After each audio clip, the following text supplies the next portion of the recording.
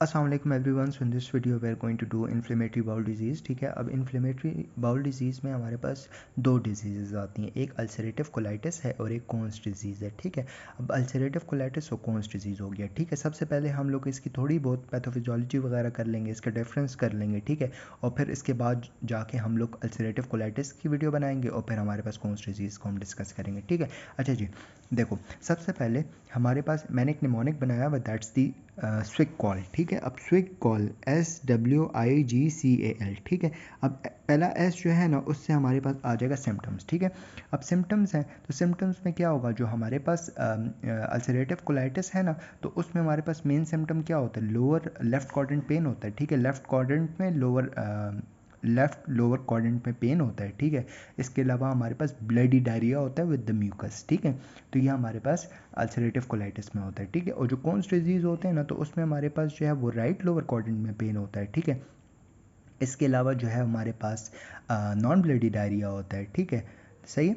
अच्छा जी, नेक्स्ट हमारे पास एस से जो है वो स्विग के नीचे टू था ना, तो एस जो है वो स्मोकिंग का आ जाता है। तो जो अल्सरेटिव कोलाइटिस होता है ना तो उसमें जो स्मोकिंग होती है ना वो अल्सरेटिव कोलाइटिस से प्रोटेक्ट करवाता है। ठीक है, तो जो लोग स्मोकिंग करते हैं उनमें नहीं होता। ठीक है, और जो क्रोन्स डिजीज़ है ना उसमें अगर कोई पेशेंट स्मोकिंग कर रहा है तो उसकी वजह से क्रोन्स डिजीज़ की जो प्रोग्नोसिस होती है वो पुअर होना शुरू हो जाती है, डिजीज़ ख़राब होना शुरू हो जाती है। ठीक है, फिर इसके बाद हम आते हैं डब्ल्यू ना, तो डब्ल्यू से हमारे पास वॉल आ जाती है। ठीक है, तो वॉल में हमारे पास इसमें जो होता है म्यूकोजा सब म्यूकोजा इन्वॉल्व होता है और इसमें हमारे पास फुल थिकनेस इन्वॉल्व होती है, म्यूकोजा सब म्यूकोजा मस्कुलरिस और हमारे पास जो सिरोजा है। ठीक है, ये सारा कुछ इन्वॉल्व होता है। ठीक है, और इसमें हमारे पास नाइफ लाइक फिशर्स भी बनते हैं। ठीक है, अच्छा जी, इसके बाद हमारे पास क्या होता है ना, इस आई फिर आई है। ठीक है, आई से हमारे पास आ जाता है इन्फ्लेमेशन। इन्फ्लेमेशन में क्या होता है ना, जो हमारे पास इंटेस्टिनल क्रिप्ट्स होते हैं ना, फॉर एग्जांपल मैं इंटेस्टाइन बना रहा हूँ, ये आपके विलाय हो गए और ये बीच में क्रिप्ट्स हो गए। ठीक है, अब क्रिप्ट्स में हमारे पास एब्सेस बन जाता है और न्यूट्रोफिल की एग्रीगेशन हो जाती है। ठीक है, और जो क्रोन्स डिजीज़ है तो इसमें हमारे पास जो है लिम्फॉइड एग्रीगेशन होते हैं, ग्रैन्युलोमास बनते हैं। ठीक है, और जो नॉन कैचेटिंग ग्रेनुलोमास होते हैं। फिर ग्रॉस अपीयरेंस में जब आप देखते हो ना तो यहाँ पे हमारे सूडोपॉलिप्स हमें मिल रहे होते हैं। ठीक है, इसके अलावा हमें एंडोस्कोपी जब हम करते हैं ना तो सूडोपॉलिप्स होते हैं, लॉस ऑफ हॉस्टा वगैरह नज़र आ रहा होता है, और जब इमेजिंग करते हो तो लेड पाइप अपीयरेंस मिल रही होती है। ठीक है, और इसमें जब आप देखते हो तो आपको कॉबलस्टोन अपीयरेंस मिल रही होती है। ठीक है, इसके अलावा हमारे पास फैटी क्रीप्स होते हैं। ठीक है, और जब आप इमेजिंग करते हो तो उसमें आपको स्ट्रिंगी अपीयरेंस मिल रही होती है। ठीक है, फिर कॉम्प्लिकेशन की बात करें तो हमारे पास जो अल्सरेटिव कोलाइटिस है इसकी वजह से हमारे पास एक तो लाइफ थ्रेटनिंग क्रोनिक इन्फ्लेमेशन हो सकती है। इसके अलावा हमारे पास इसकी वजह से टॉक्सिक मेगाकोलॉन हो सकता है, हीमोरेज हो सकती है। ठीक है, और इसकी वजह से हमारे पास कार्सिनोमा स्मॉल इंटेस्टाइन का भी हो सकता है। ठीक है, सेम चीज़ें हमारे पास क्रोन्स डिजीज़ की वजह से भी हो सकती हैं, लेकिन इसमें सेपरेट चीज़ ये है ना कि इसमें हमारे पास एक तो फिस्टुला बन सकते हैं। ठीक है, एक हमारे पास स्ट्रक्चर्स बन सकते हैं। ठीक है, देखो फिस्टुला क्या होता है ना कि हमारे पास फॉर एग्जांपल मैंने आपको बताया ये हमारे पास, जैसे मैं बोलता हूँ कि हमारे पास एपिथेलियम जो है ना उसमें हमारे पास आ जाता है म्यूकोजा सब म्यूकोजा मस्कुलरिस और फिर एडवांटिशिया या सिरोजा। ठीक है, अब ये जो होता है ना हमारे पास सारी लेयर्स को इन्वॉल्व करता है ना। ठीक है, अब सारी लेयर्स को जब इन्वॉल्व करता है ना तो अंदर की तरफ जाता है। ठीक है, अब ये जब अंदर की तरफ जाता है ना तो ये हमारे पास एक आपकी एपिथेलियम के नीचे एक टनल लाइक रास्ता बना देता है। ठीक है, अब जो टनल लाइक रास्ता होता है ना उसको हम लोग फिस्टुला कहते हैं। ठीक है, अब ऐसा भी हो सकता है कि ये इंटीरो इंटेरेक्ट फिस्टुला हो, मतलब इंटेस्टाइन से निकला, यहाँ पे सुराख किया एपिथेलियम के नीचे और दोबारा इंटेस्टाइन में चला गया। ठीक है, तो ये इंटेरो इंटेरिक फिस्टुला भी हो सकता है। इसके अलावा इंटेरो वजाइनल फिस्टुला भी हो सकता है कि मतलब वो जाके वजाइना के साथ कनेक्ट हो गया। ठीक है, क्योंकि वजाइना उसके हमारे पास जो इंटेस्टाइन होता है उसके फ्रंट पे ही होता है। ठीक है, इसके अलावा कोलॉन वगैरह के। ठीक है, और जो हमारे पास एक तो इंटीरोवजाइकल भी हो सकते हैं जिसमें हमारे पास एक ब्लैडर के साथ कनेक्ट हो जाए। ठीक है, इसके अलावा स्ट्रक्चर्स भी बन सकते हैं क्योंकि ऑब्वियसली हमारे पास क्रोनिक इन्फ्लेमेशन होती है तो उस जगह पे हमारे पास ऐसे फाइब्रोसिस होना शुरू हो जाती है और रास्ता जो होता है वो बंद हो जाता है। ठीक है, जिसकी हम लोग स्ट्रक्चर प्लास्टी वगैरह कर लेते हैं। ठीक है, अच्छा जी, ये हमारे पास सी हो गया ना। फिर ए से हमारे पास आ जाता है एसोसिएशन। ठीक है, तो ये एसोसिएटेड होता है विद दी प्राइमरी स्क्लेरोसिंग कोलिंजाइटिस और आपका पी एन का के साथ। ठीक है, और जो ये होता है ना ये एसोसिएशन होता है एरिथेमा नोडोजम के साथ, यूवियाइटिस वगैरह के साथ, ठीक है। फिर एल से लोकेशन है, तो इसमें हमारे पास जो है वो कोलन इन्वॉल्व होता है सिर्फ, और इसमें जो होता है हमारे पास माउथ से लेकर रेक्टम तक कोई पार्ट भी इन्वॉल्व हो सकता है, ठीक है। और इसमें हमारे पास जो होते हैं स्किप लेजन्स नहीं होते, ठीक है, कंटिन्यूस होता है, और इसमें स्किप लेजन्स होती हैं, ठीक है। अच्छा जी, अब हम आते हैं अल्सरेटिव कोलाइटिस पे, ठीक है। अब अच्छा आ जाते हैं शुरू की चीज़ें मैंने आपको बता दी है ना कि अल्सरेटिव कोलाइटिस हमारे पास इरिटेबल इन्फ्लेमेटरी बाउल डिजीज़ की एक टाइप है, जिसमें हमारे पास क्या होता है कि हमारे पास म्यूकोजा सब म्यूकोजा इन्वॉल्व होता है, स्किप लेशंस जो होती हैं वो नहीं होती, कंटिन्यूस होता है, ठीक है। इसके अलावा हमारे पास इसमें क्या होता है, सूडोपॉलिप्स बनते हैं, ठीक है, और जो है वो लॉस ऑफ फॉस्टर वगैरह हो सकता है, ठीक है। इसके अलावा जो है आपका इसमें जो है वो जब आप इन्फ्लेमेशन में देखोगे तो क्रिप्ट्स विद न्यूट्रोफिल्स होंगे, ये सारी चीज़ें, ठीक है। तो ये तो आपको मैंने शुरू से बता दी। इसके अलावा इसमें म्यूटेटेड जीन प्रेजेंट होता है जिसको हम कहते हैं HLA-DR3, ठीक है। HLA-DR3 जीन जो होता है वो प्रेजेंट होता है, ठीक है। अब हमारे पास जो अल्सरेटिव कोलाइटिस होता है ना, इसकी हमारे पास डिफरेंट टाइप्स होती हैं, ठीक है। या तो हमारे पास प्रोक्टाइटिस होता है जिसमें हमारे पास सिर्फ ये जो ये एनल रीजन होता है ना वो इन्वॉल्व होता है, ठीक है, रेक्टम वाला पोर्शन, ठीक है। फिर इसके बाद प्रोक्टाइटिस द मोस्ट कॉमन वन, ठीक है। इसके अलावा अगर हमारे पास जो ये रेक्टम वाला पोर्शन है वो सिग्मोइड कोलॉन अगर इन्वॉल्व है ना तो प्रोक्टो सिग्मोइडाइटिस कहते हैं, ठीक है। इसके अलावा अगर हमारे पास लेफ्ट साइड इन्वॉल्व है पूरा, ठीक है, ये सारा से लेकर यहाँ तक लेफ्ट साइड पूरा इन्वॉल्व है, ठीक है, तो उसको हम कहते हैं लेफ्ट साइड कोलाइटिस, ठीक है। अब अगर हमारे पास ये जो रेड मैंने बनाया हुआ है ना, लेफ्ट साइड प्लस आपका जो ट्रांसफर्स कोलॉन है ये इन्वॉल्व होता है, ठीक है, तो इसको हम लोग कहते हैं एक्सेसिव कोलाइटिस, ठीक है। और एक होता है हमारे पास पैन कोलाइटिस जिसमें पूरा का पूरा आपका कोलोन इन्वॉल्व होता है, ठीक है। अच्छा सही है, लार्ज इंटेस्टाइन, ठीक है। अब जो पैनकोलाइटिस होता है ना तो उसकी वजह से आपका लेटर ऑन जो है वो ऐसा हो सकता है कि टॉक्सिक कोलाइटिस हो जाएगा, ठीक है, मेगाकोलॉन वगैरह बन जाएगा, और फिर एंड में आपका कैंसर भी बन सकता है, ठीक है। तो ये चीज़ें आपने याद रखनी है। अब अल्सरेटिव कोलाइटिस में मैंने ऑलरेडी आपको क्लिनिकल फीचर्स जो इंपॉर्टेंट थे मैंने बता दिया था कि लेफ्ट लोअर क्वाड्रेंट में पेन होगा, ब्लडी डायरिया होगा विद म्यूकस होगा, ठीक है। तो ये 3 चीज़ें तो मैंने आपको बता दी हैं, ठीक है। ब्लडी डायरिया मतलब हेमेटोचीज़िया, फ्रेश ब्लड आ रहा है, ठीक है। इसके अलावा पेशेंट जो है वो सेवियर टेनिस्मस होगा, वो वॉशरूम जाता है, ठीक है, उसका दिल कर रहा है कि वो वॉशरूम जाए, ठीक है, वो लेकिन वो फीसेस पास नहीं कर पा रहा होता है, ठीक है। अच्छा जी, इसके अलावा ऐसा होता है ना कि हॉस्टा जो होता है वो लॉस हो जाता है, ठीक है, जिसकी वजह से आपका जो अगर कोलॉन इतना था ना वो अब इतना हो गया, जिसकी वजह से मेगा कोलॉन भी हो सकता है, ठीक है। और एक्स्ट्रा इंटेस्टिनल फीचर्स भी होते हैं, ठीक है, क्योंकि ऑब्वियसली हमारे पास ब्लड इन्वॉल्व है, ब्लड से हमारे पास ये इन्फेक्शन जो है वो डिफरेंट एरियाज तक जा सकता है, लिवर इन्वॉल्व कर सकता है, लिवर में डिरेंजमेंट हो सकती हैं, ठीक है। एल्ब्यूमिन वगैरह का लेवल जो होता है वो आपका जो होता है वो बेसिकली लिवर ख़राब होता है तो एल्ब्यूमिन का लेवल कम हो जाएगा। इसके अलावा आपको जॉन्डिस वगैरह हो सकता है, ठीक है, बिलिरुबिन का लेवल ज़्यादा हो सकता है क्योंकि आपकी आरबीसी की ब्रेकडाउन जो होती है वो ज़्यादा होना शुरू हो जाती है, ठीक है।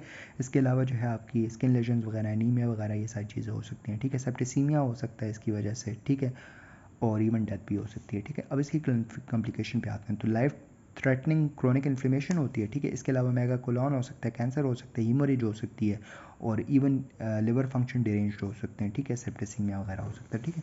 अब आते हैं इसकी इन्वेस्टिगेशन पे, ठीक है। इन्वेस्टिगेशन में अल्सरेटिव कोलाइटिस में पहले आपकी इनिशियल इन्वेस्टिगेशन होती हैं जो आप जनरल इन्वेस्टिगेशन करते हो, ठीक है, और फिर आपकी स्पेसिफिक इन्वेस्टिगेशन आ जाती हैं, ठीक है।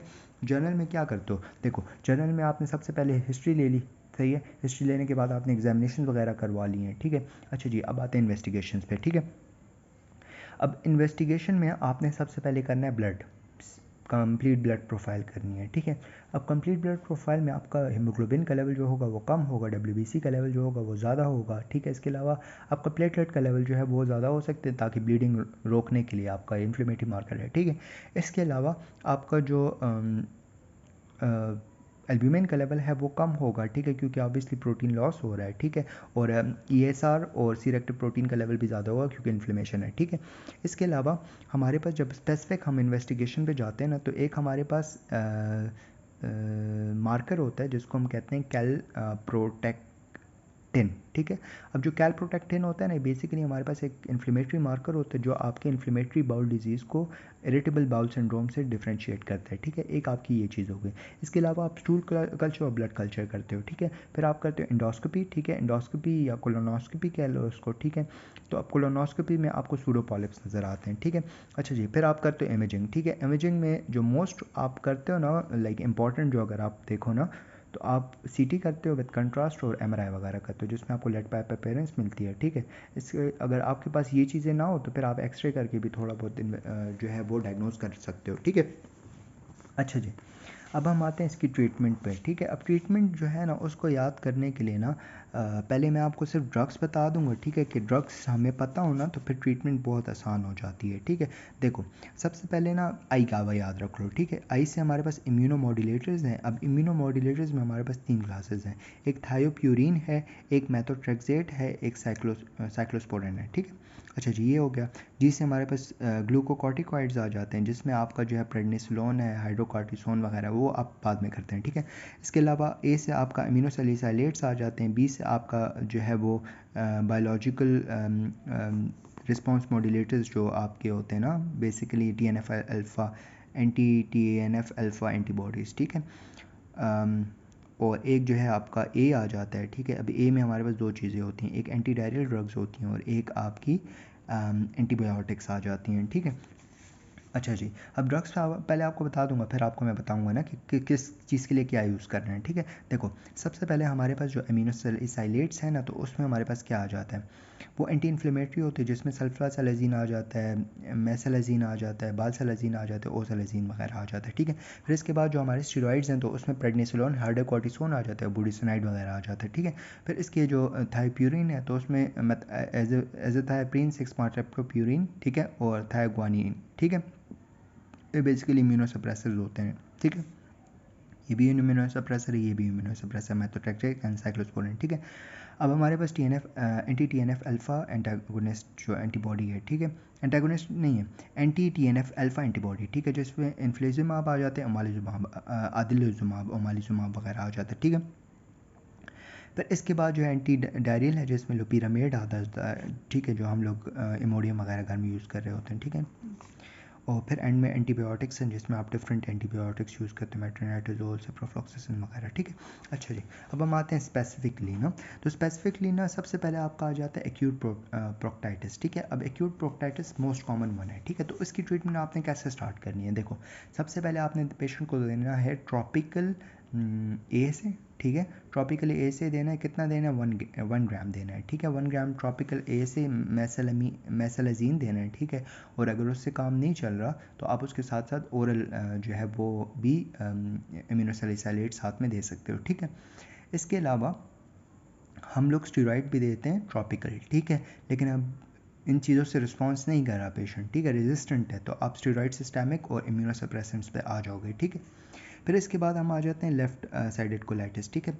अब लेफ्ट साइडेड कोलाइटिस में आप जो होते हैं ना, ये ए से स्टार्ट नहीं करते, ठीक है। इसमें आप स्टेरॉइड से पहले स्टार्ट करते हो, ट्रॉपिकल स्टेरॉइड देते हो, ट्रॉपिकल से काम नहीं चल रहा तो ओरल, सॉरी, जो हमारे पास लेफ्ट साइडेड कोलाइटिस होता है ना, तो इसमें हम सबसे पहले ट्रॉपिकल और ओरल ए से देते हैं, फिर स्टेरॉइड्स दे देते हैं, ठीक है। और अगर इन सब चीज़ों से रेजिस्टेंट है लेफ्ट साइडेड कोलाइटिस तो फिर आपने थायोप्यूरिन, जिसमें आपका एज़ाथायोप्रिन 6-पार्टेप्टोप्यूरिन वगैरह आ जाता है, ठीक है। अच्छा, अब हम आते हैं सेवेयर कोलाइटिस पे, ठीक है। अब जो सेवेयर कोलाइटिस है ना, तो उसमें आपके पास जब पेशेंट आएगा ना तो ऑब्वियसली उसकी ब्लीडिंग भी बहुत ज़्यादा हो रही है, उसका पेन भी बहुत ज़्यादा है, तो आपने क्या करना है, सबसे पहले पेशेंट को एडमिट कर लेना है, ठीक है। एडमिट करने के बाद आपने उसकी IV लाइन एक्सेस करनी है, ठीक है, उसको IV फ्लूइड्स दे देने हैं, रिससिटेशन करनी है जिसमें आप IV फ्लूइड्स दे देते हो, ठीक है। वाइटल वगैरह मॉनिटर करते हो, इन्वेस्टिगेशन वगैरह कर लेते हो, ठीक है। अच्छा जी, अब जो सवेयर केस होता है ना उसमें आपका जो ए से होता है ना, वो मतलब ज़रूरी नहीं है कि आप दोगे, क्योंकि वो एंटी इन्फ्लेमेटरी होता है, उससे ज़्यादा हमें बाकी चीज़ों को कंट्रोल करवाना है, ठीक है। तो आप स्टेरॉइड से स्टार्ट करते हो, स्टेरॉइड्स दे देते हो, IV स्टेरॉइड्स देते हो। इसके अलावा इम्यूनो मॉड्यूलेटर्स जो हमारे पास है ना, ठीक है, इम्यूनो मॉड्यूलेटर्स में जितने भी आ जाते हैं तीनों, ठीक है, वो दे दोगे। इसके अलावा आप एंटी TNF एंटीबॉडी दे दोगे, ठीक है। और सही है, एंटी TNF एंटीबॉडी दे दोगे, ठीक है। तो आपकी जो है सारी ड्रग्स पूरी हो गई। आपने इम्यूनोब्लॉटिलेटर्स भी दे देने हैं, ये भी दे देना है, ये भी दे देना है, और अमीनोसैलिसाइलेट्स बेसिकली आप क्रोनिक में उसमें नहीं देते सवेयर फॉर्म में, ठीक है। अच्छा जी, अगर आपका कोलॉन जो है ना वो 6 जो सेंटीमीटर है उससे ज़्यादा डायलेट हो गया ना, तो फिर ऑब्वियसली आप जो है वो कोलेक्टमी करते हो, ठीक है। अब कोलेक्टमी जो होती है ना वो या तो कंप्लीट कोलेक्टमी होती है या तो सब टोटल कोलेक्टमी होती है, ठीक है। और फिर मेंटेनेंस थेरेपी में आप ASA दे देते हो ओरली, ठीक है, और बाकी सारी चीज़ों को स्टॉप करवा देते हो, ठीक है। अच्छा जी, अब हम आते हैं indication of surgery in ulcerative colitis. Like हम लोग सर्जरी क्यों करते हैं अल्सरेटिव कोलाइटिस में? देखो, सबसे पहले पेशेंट की लाइफस्टाइल जो है वो अगर डिस्टर्ब हो रही हो, ठीक है, इम्पेयर्ड क्वालिटी ऑफ लाइफ, ठीक है, मतलब कि वो अगर कोई जॉब कर रहा है वो सही से नहीं कर पा रहा, उसकी स्कूल कॉलेज एजुकेशन डिस्टर्ब हो रही है, क्वालिटी ऑफ लाइफ डिस्टर्ब हो रहा है, तो ऑब्वियसली आप जो है वो अल्सरेटिव कोलाइटिस के लिए फिर सर्जरी करोगे, ठीक है। इसके अलावा अगर मेडिकल ट्रीटमेंट उसको रिस्पॉन्स नहीं दे रही, ठीक है, तब करोगे। अगर कॉम्प्लिकेशंस डेवलप हो रही हैं तब करोगे।